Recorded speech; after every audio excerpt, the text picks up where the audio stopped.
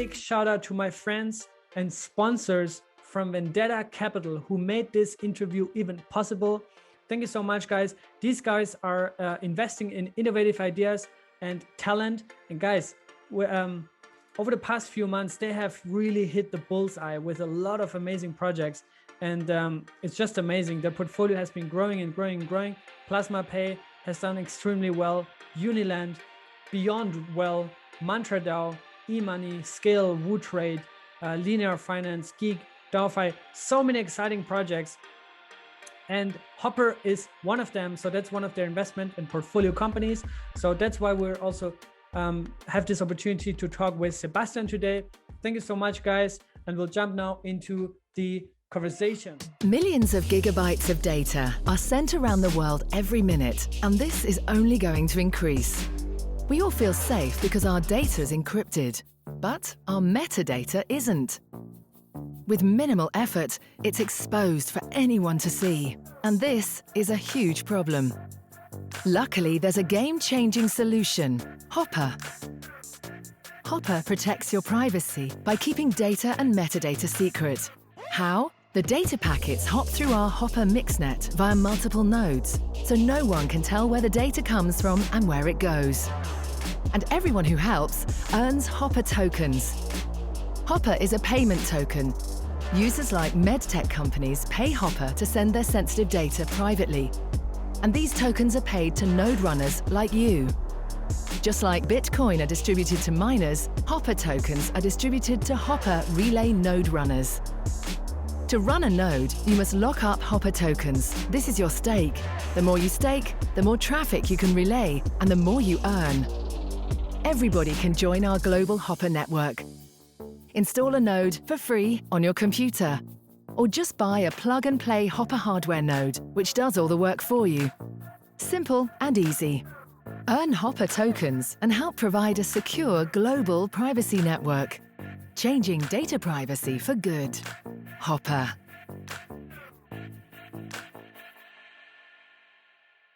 Yeah, let's go.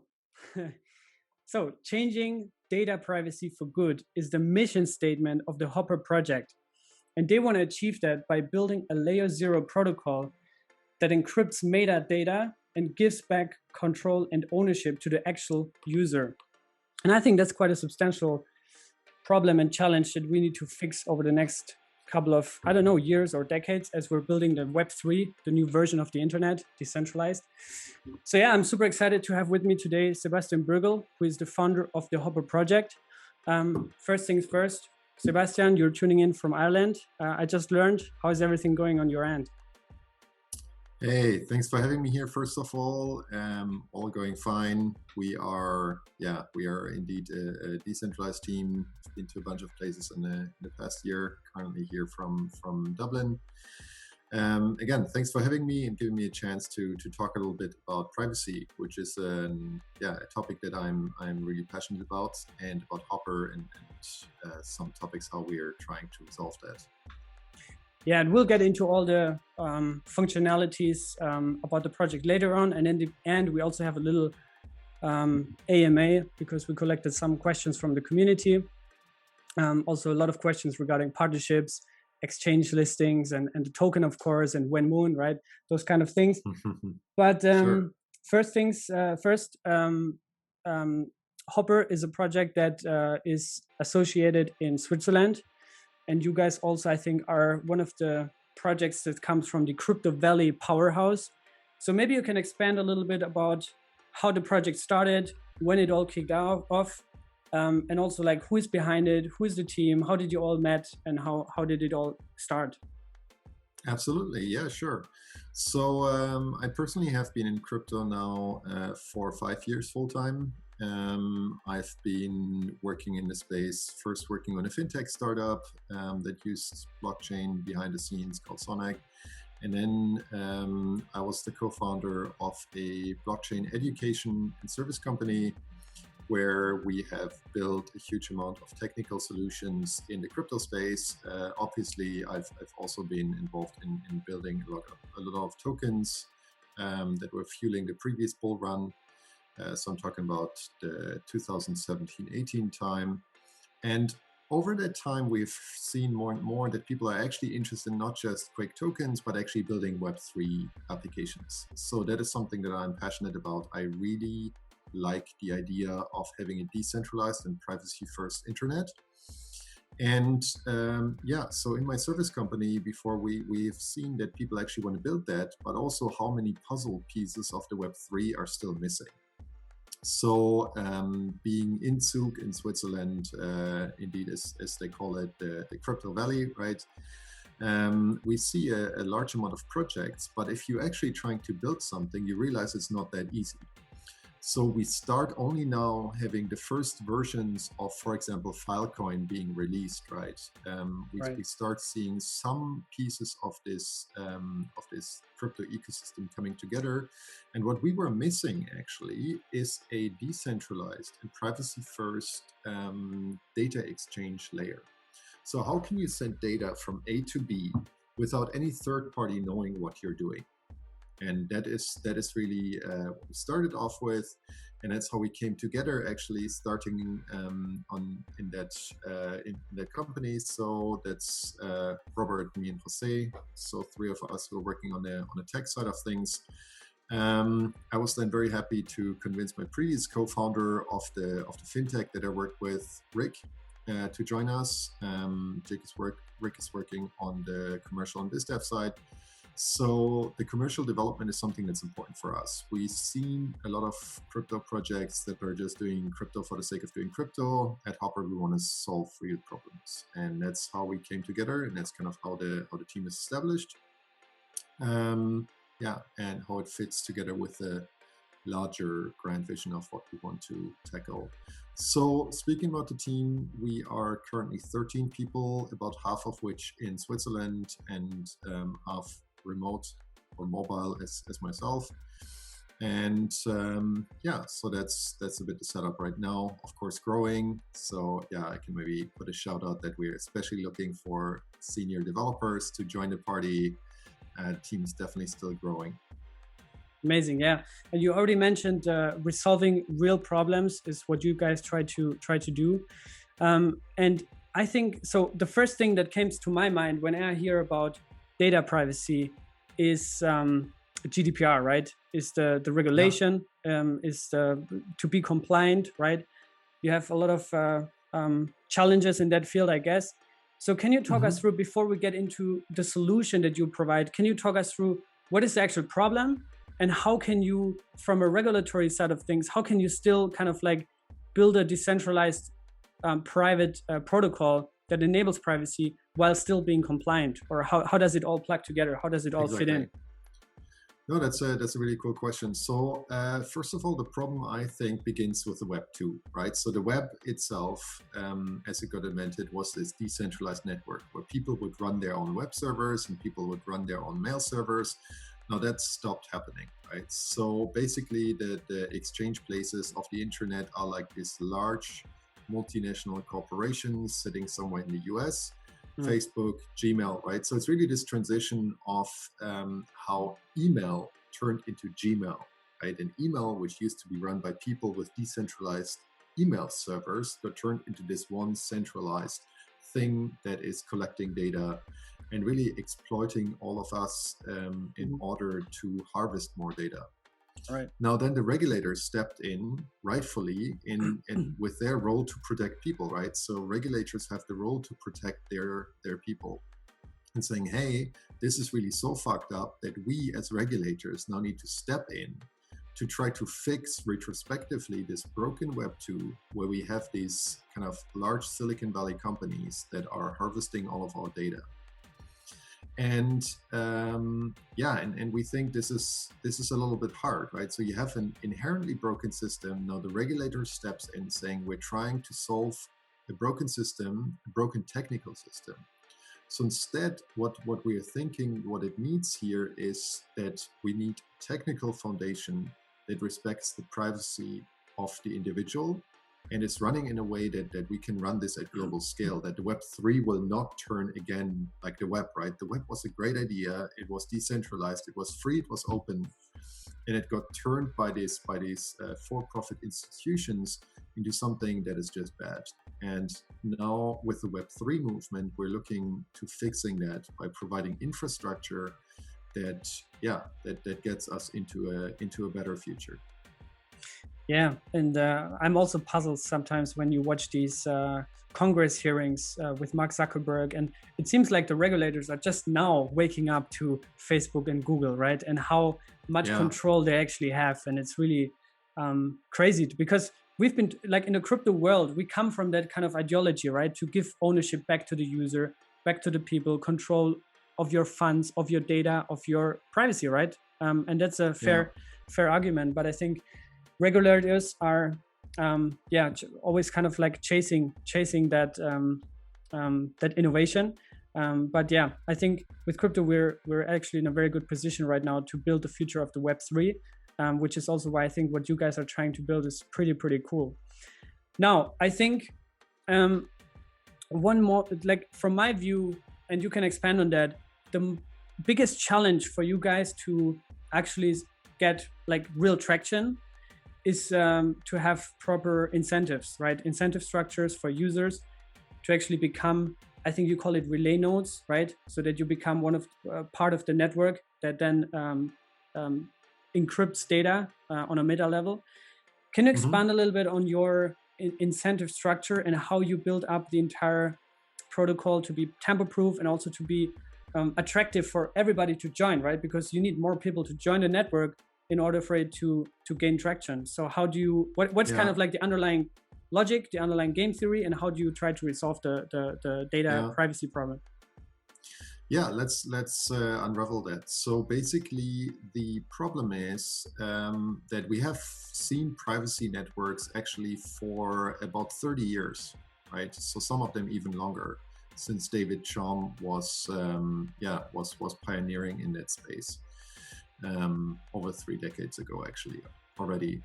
But so what was so far unsolvable was actually the incentives. Like probably most of the listeners here have heard about Tor, right? So onion routing is something, there are privacy networks such as Tor that provide some level of privacy. It's not great, and we can talk later maybe a little bit more about how we improve also on the privacy side. But why are you not running a Tor node, right? So most of us, including myself, we're not running a Tor node. Now, why not? Because, well, why would you? So there's a non-zero cost involved. It's kind of cool, right? So the primary foundation of running Tor nodes is there's a kind of cool thing to do. It's altruistic behavior. You do that for the betterment of our world, which is great, right? But this is not how the world runs at scale. Yeah. So let's take as an example, let's take Amazon, right? So probably Jeff Bezos would not have decided to run AWS if everybody would have kind of this naive assumption that servers are for free, right? Servers have to be for free. No, they don't, right? So, and AWS is built on this assumption that they run that because they can make money for doing so. And we think that's a legitimate approach, right? If you want to run something on global scale, well, somebody has to make some bucks with it. So, right. And that's what we want to bring into this privacy infrastructure. And actually, and that's the interesting part, people for a long time thought this was impossible. We actually had, when we started HOPR, there were a few academics which were kind of shouting at HOPR for even trying to solve that, because of course you cannot do that, right? And, you know, I mean, I have no problem with people shouting at me, so it's like, fine, we do it anyway, right? Because we see blockchains and layer 2 scaling solution on top of blockchains as an absolute game changer. Indeed, it was so far not possible to bring incentive schemes into networks like Tor. So because the payment scheme, like how would you do that, right? So if you pay somebody by a credit card or PayPal or something, you can always like pull the plug somewhere. And only since we had natively digital money with blockchains that is efficiently transferable and has on-chain cryptographic capabilities, which we actually only have since like about 2 or 3 years on Ethereum, do we have the ability to actually run incentives on privacy networks. So what that means is we can build a network with, and that's what we do at HOPR, that is more private than your VPN provider or even Tor, and the people who run the network, which might be you, right, might be anybody here, is incentivized for doing so. So you install some software on server, on your laptop, or wherever you want to run Hopper, and you are being paid in Hopper tokens for doing so. And the payment method that we're doing there is efficient. So it's not running directly on the blockchain, because that would be crazy, right? So for every transfer that you make through that network, you would need to settle a transaction. That would just not be efficient. So therefore, Hopper is running on our custom layer 2 scaling solution, a payment channel network that we have developed here.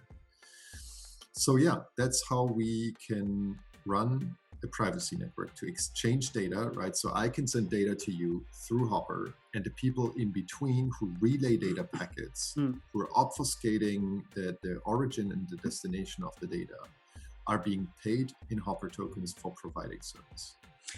And as I understand it, you have two ways to do that, right? You have software that you can install on your computer, and we'll talk about this, I think, a bit later on. There's also one question from in the AMA.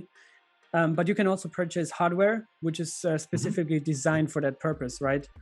Yes. But so now that we understand the broad vision that you guys try to like achieve, and also how you want to achieve it, can you talk us through a little bit about where do you guys stand right now, and what have you achieved so far from idea to date? Where do we stand? Totally. Yeah. So Hopper started broadly about 2 years ago, when we've seen kind of this missing link in the Web3 ecosystem, that there is no go-to solution for transmitting data in a private way. And then following that, we have kind of talked to a bunch of people out there that are active in the space, and we ideated and we built early solutions. So that was kind of throughout, I would say, 2019. Then at the beginning of 2020, we actually were deciding, okay, this is real, right? So we're taking Hopper into its own entity, and we actually raised the seed round. And the seed round in early 2020 was led by Binance Labs. So Binance Labs is the investment arm of Binance, which I guess doesn't need an explanation here. No. So, and actually we've been in touch with Binance already before. So I got a Binance Labs fellowship. It's some no strings attached support for free and open source software. And Hopper is obviously open source software. So that's how we got in touch with Binance already in 2019. So in 2020, we closed our seed round. Binance was in the lead. There were a bunch of other investors, such as Spark Digital Capital, Focus Labs, Synetgen, and a bunch of others. And what we then achieved through that is basically we started building the team, we started building the entity behind Hopper, and started building a community. And that's one of the things that, if you ask me on the timeline what we achieved, one of the strongest things that we built is not just our technology, but also our community. So we have a super active community that were helping us early on already in the test nets. So we had a bunch of test nets throughout summer of 2020, summer and autumn of 2020. We were running a bunch of test nets. So we had in total over 3,000 people who participated in test nets, who were supporting us immensely. And we were then actually saying, okay, at the beginning of this year, so in around a month ago, we actually said, okay, you know what? The community should be in charge of launching Hopper. So we actually made a vote. So we hadn't announced that before. That was kind of cool. So we announced that a Hopper Genesis DAO, and the Hopper Genesis DAO was in charge of the token launch. And so there's members, the over 3,000 members of the testnet community were actually then deciding on how to launch the Hopper token. And they came up with a pretty cool model of having first a pre-sale for the community, and then kind of a balancer-based AMM model for launching the token that was entirely under the governance of the community. So yeah, we're committed to not just decentralizing at some point down the road, but really from the onset, put the community in charge. And that's where we're standing right now. So we have just released the first operational version of the HOPR protocol that we call all our releases are, by the way, named after Swiss mountains. So this release is called Jungfrau, which is a name of an over 3,000 meter tall peak in Switzerland. So that's our first release that is running right now on the xDai chain, just to make your life a bit easier and cheaper. HOPR is right now running on xDai, and we invite everybody to play with it. There's no incentives yet for running a node. We're kind of doing a soft launch, and inviting people to join us, play with the network, get used to it, give us feedback, and improve it from here to really run a scalable privacy network. Amazing. Yeah, I think that's a very cool approach that you guys chose to really actively involve and encourage the community to help with the launch, to propose ideas. I think a lot of projects don't really care. Like they don't, they just have KPIs and then they put it out there and people do whatever they want. But actively involving the community, I think that's super important. Eventually, the community is what gives value, right? The community, people that use the product. And you already mentioned, maybe you can expand a little bit on your plans as well, that you have, you had 3 testnets. I think xDai was one, Matic, if I'm not mistaken, and Binance Smart Chain, right? So maybe you can expand on kind of like your multi-chain future, or what you guys plan to do in the future, or like how can people even get involved in, I don't know, proposing ideas. Maybe you can expand on that, and also expand on the role of the DAO in the future. Absolutely, cool. Yeah, that's really good questions actually. So it's going to be kind of hard for me to answer, just because I'm not exactly in charge of this thing anymore, right? So now the DAO is to a large degree in charge of it. So we had the Genesis DAO, and the HOPR Genesis DAO is what launched the network really. We will transition that one over to a kind of HOPR production DAO where every token holder has a say. Right, so every token holder should have a say in the governance of this network, not just for the launch, but also then for the follow-up. And that's one thing that we want to achieve together with our community over the course of this year. And actually, we want to take that even further, because of course, what is standing behind HOPR is the HOPR Association. And HOPR Association, that is also the issuer that was, for example, selling tokens in the pre-sale to Binance, for example, is governed through the token. So we want to take governance all the way to the foundations of the legal entity that stands behind the HOPR network. So again, HOPR Association is not the operator of the network. It is just the entity that supports its development and engages people to help build out this HOPR network. And to come back kind of to the multi-chain approach. So yes, we have run HOPR on a bunch of chains so far. I do hope that Ethereum scaling solutions will be available maybe at the end of 2021. So maybe Optimism or some other general purpose scaling solutions, not just side chains, will be available. I'm really hoping for that. But yeah, in principle, HOPR can run on any chain, ideally EVM compatible. So that's the reason for the 3 chains that you mentioned. They're all Ethereum compatible chains. So that makes it just a little bit easier for us to run it. But for me, the interesting thing is the application of HOPR. You can, in principle, use HOPR for transmitting transactions, even for for example, Bitcoin transactions. Maybe I think there's a large amount of people in the Bitcoin space that are interested in privacy, right? Rightly so. So the problem is that Bitcoin only supports Tor this far, which has not particularly good privacy properties. So we want to provide a way to interact between your wallet and a node. It could be a Bitcoin node, it could be an Elrond node. We announced a partnership with Elrond and also with Hawthorne. So these are all examples where HOPR brings privacy to on-chain transactions. And We do that by decoupling basically the direct link between your wallet and either a service provider such as Infura, QuickNote, or whatever it may be, or a full node, right? So bringing privacy on the network layer there is the goal of HOPR. Amazing. Yeah, I love it. I really love it. And for those who are tuning in now and they're wondering like, hey, the coin, the token, when is it going to the moon, tokenomics kind of things. We'll get into this in our AMA actually. Around the token, there has also been some questions regarding the minting of the coin. So we'll talk about this. Also, you already mentioned some partnerships. So we'll expand on that as well in a few minutes. Mm-hmm. But let's start with community questions that we were collecting. Great. The first one comes from NFT Rolls, and he was asking 2 words basically. When Whitepaper? So when Whitepaper, Sebastian? When Whitepaper? I'm very much happier to answer that one than when Binance.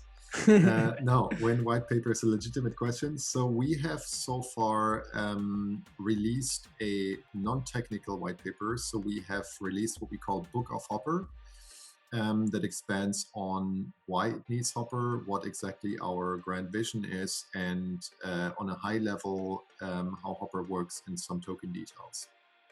What we will release in the next 2 months is a more technical description of how HOPR actually works. So for the people who are very curious now, you can check out our docs. So go to docs.hoprnet.org, where we explain a whole lot more of what's actually happening, what's going on, also how we can use it. So check that for now. We have something coming up in the next months, which will be a more technical description in a kind of paper format, and not just our documentation that you see at docs.hoprnet.org. And I also encourage everybody to check out your guys' YouTube channel. There's also very in-depth explainers and demos. You also have content on YouTube already with Giovanni from Cointelegraph. I saw that one as well. Pretty cool. Mm-hmm, with Hathor. So yeah, for those who really want to learn, I think like for me, it's always cool to learn about projects in a visual format. But yeah, I guess a white paper is always like for those who prefer to read, they want to see that better. The second question is more from a product side of things, and also from the token side of things. It's 2 parts. The first part is, what's the market cap and how much will be required to become a validator? And the second part is there a roadmap for the HOPR hardware that's mentioned in the promo video? Yep. No, that's good questions. So currently we have a number of 85 million tokens in existence. So this number will increase to 130 million. We have a bunch of treasury tokens that simply haven't been minted yet. I hear in this question a little bit the doubt, will there be a supply shock and people dump it on DEXs like on Uniswap and price will go down? So the largest amount of the supply is treasury tokens, which we reserved for market making and for VC investments. So these will be locked tokens that will not be dumpable in the foreseeable future. So in the next 6 months, these tokens won't hit the market. So that's first of all on the supply side. Market cap, you can basically multiply that number with the latest rates. So you get that on CoinGecko. So HOPR is listed on CoinGecko, but the largest liquidity pool, at least right now, is still on Uniswap. So just check out the prices over there. The second part of the question was timeline with release to the hardware node. Actually, I have it here actually. So this is how the HOPR hardware node looks like. We actually partner with our friends from Avado. So this is a custom branded and pre-configured Avado node. It's around $500. It's a little bit more pricey than some were hoping for because this is ready to run an Ethereum node. So, and as some of you know, an Ethereum node requires a pretty decent sized SSD. And that unfortunately makes it a little bit more pricey. Still, it's a device that doesn't have any fans, so you can even put it, you can dump it under your bed and just keep it running there. You don't need to bother with it. It's kind of cool. And you, using this device, you can already today actually install Hopper on this. It's kind of a very convenient interface. You just connect to the Avado Wi-Fi. That's why it has these antennas on the back. So you just literally plug it into your Ethernet port. Then you connect from your phone or from your laptop to the Avado Wi-Fi and configure it from there. So it's really easy. The Avado nodes are already out there. You can get them, hoppernet.org/node. That's where you can order yours. It goes directly through Avado, so we don't make any money with that. We're just forwarding you to our friends at Avado, and yeah, you can run that node already today and be part of the Hopper network. Just Amazing. As a warning, maybe just a short warning here: don't stake huge amounts there, just because Hopper is early stage tech. I expect that things will break still, so please test with small amounts of token only.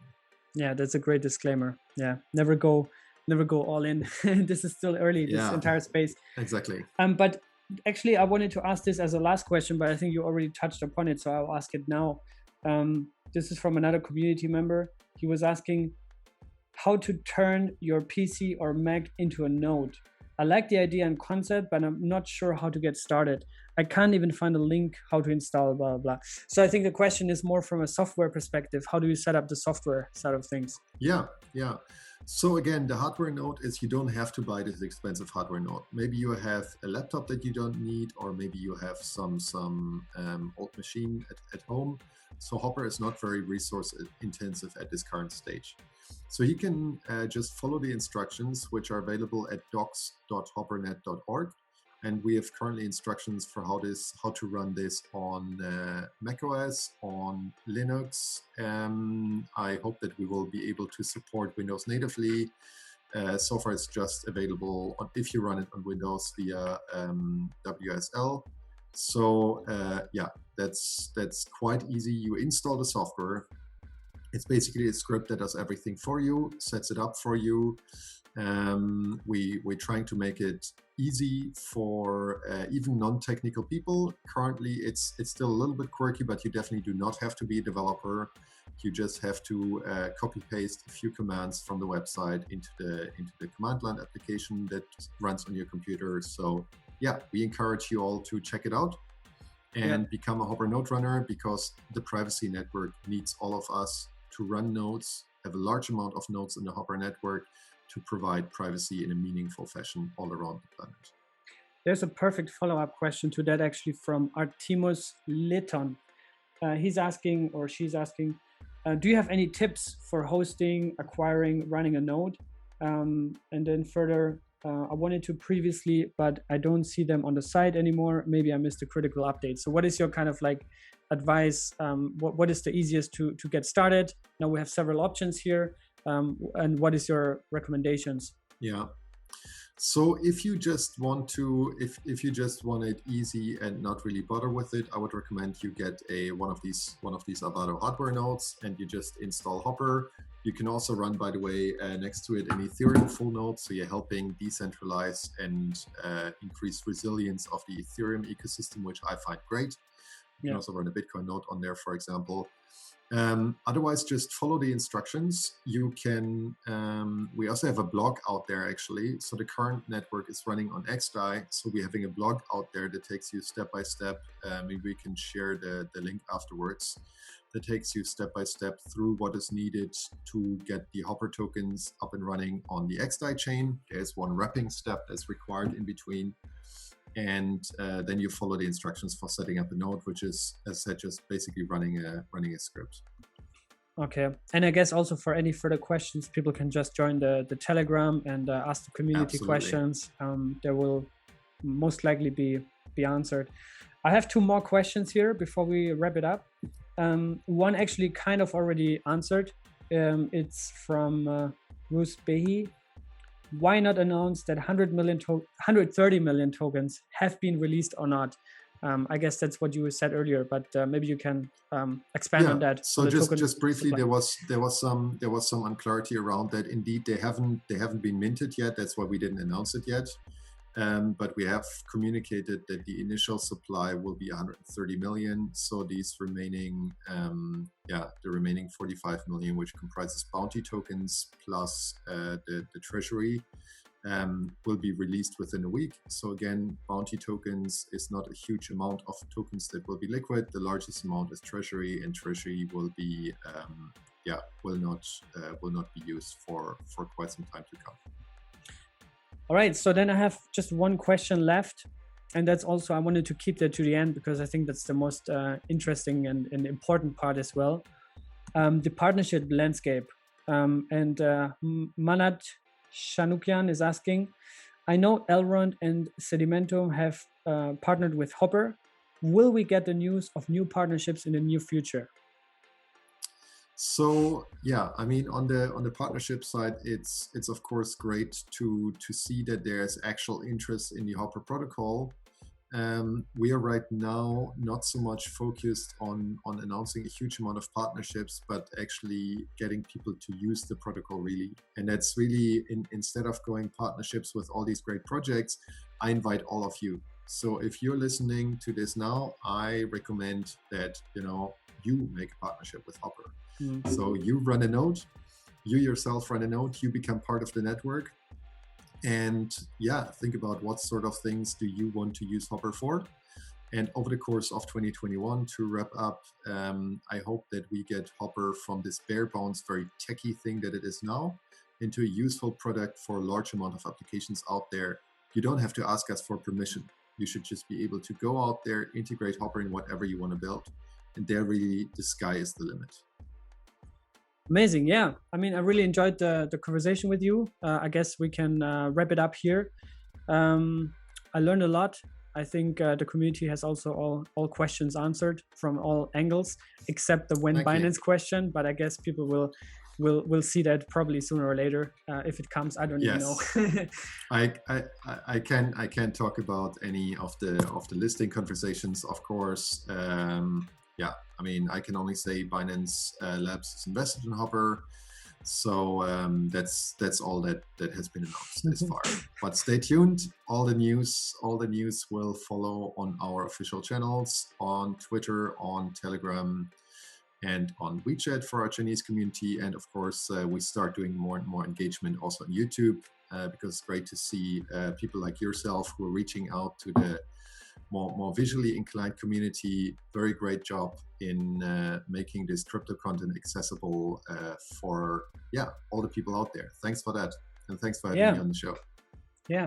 My pleasure. I think like conversations like this really help the people to also take smarter decisions in the space, because you get so much noise left and right, and it's sometimes hard to keep up to track with everything.